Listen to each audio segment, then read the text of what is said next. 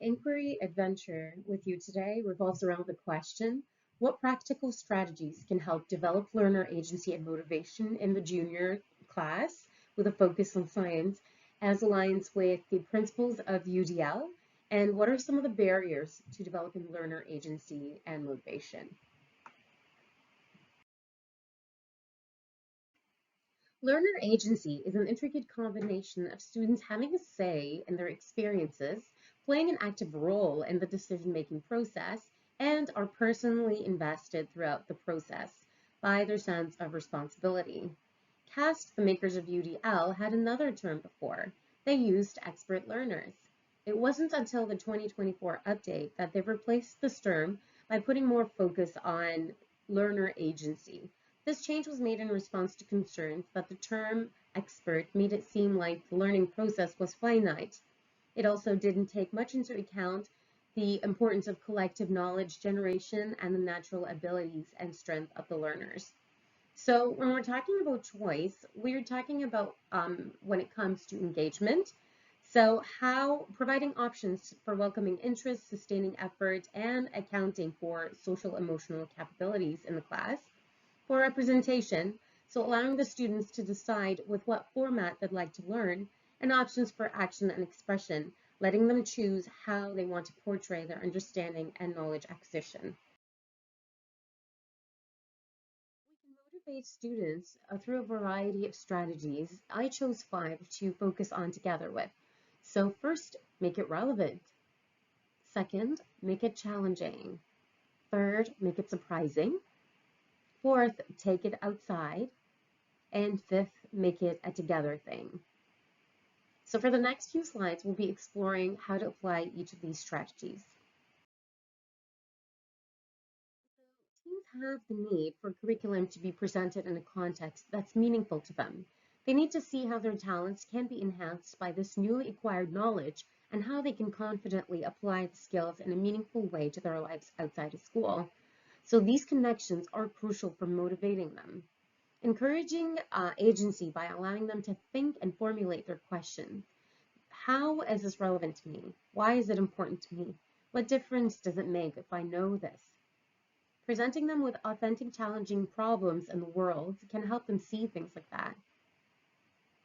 Helping them design things and create products for their communities or the world. It can be something as simple as an infographic, a small program, which is an opportunity to practice coding, or a physical product. Taking them on field trips to let them see the real world. It could be a museum, the zoo, a conservation area, a science center. This allows them to make connections with what they're learning in class.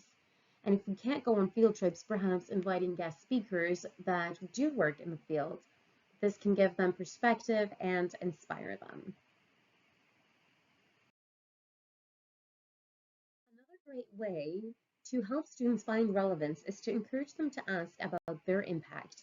The UN's Sustainable Development Goals is an example of something we can integrate in many lessons and many subjects to show students how they can make a difference in the world with their skills and their knowledge. Let's make it challenging. Desirable difficulties is a learning theory that suggests a certain amount of challenge can improve long-term learning. It aligns with the growth mindset. Just the right amount of challenging can be motivating. Research also suggests that it excites students about topics that bore them before. So, what are these better conditions of learning that, while apparently creating difficulty, actually lead to more durable and flexible learning?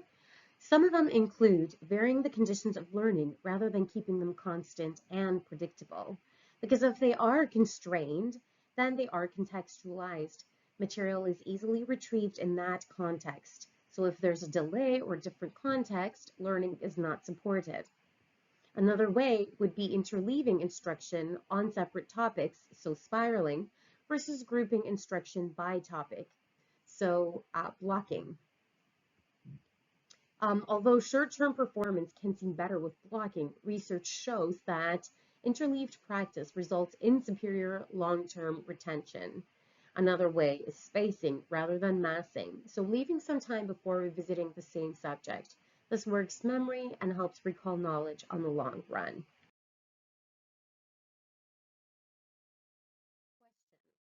If a sugar cube will not ignite from a lit match, do you think it will ignite if we sprinkle ashes on it first? Many are inclined to say no, but actually it will because the ashes act as a catalyst. The world is full of wonders and fascinating things. If we can bring those to the class, we will surely motivate students.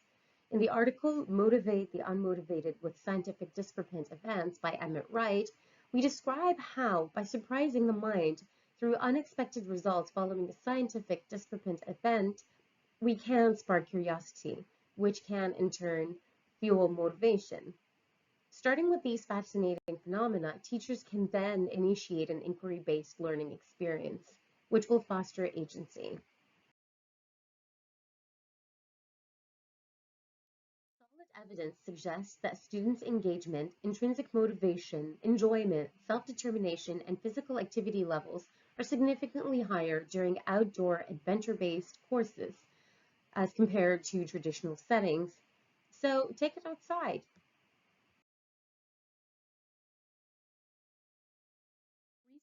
Research suggests that curiosity grows when students are able to share their ideas with each other, and that agency can develop through the development of social skills. In a Science Direct article entitled Putting the Social into Learner Agency, it highlights two findings. They write that learner agency is socially constructed and is socially distributed. Students have admitted to being more motivated when they work together, feeling more empowered and more eager to learn through their collective support. One way of doing that is gamifying learning. For example, a scavenger hunt, a friendly competition. These can encourage students to learn, be motivated to work together, and develop agency.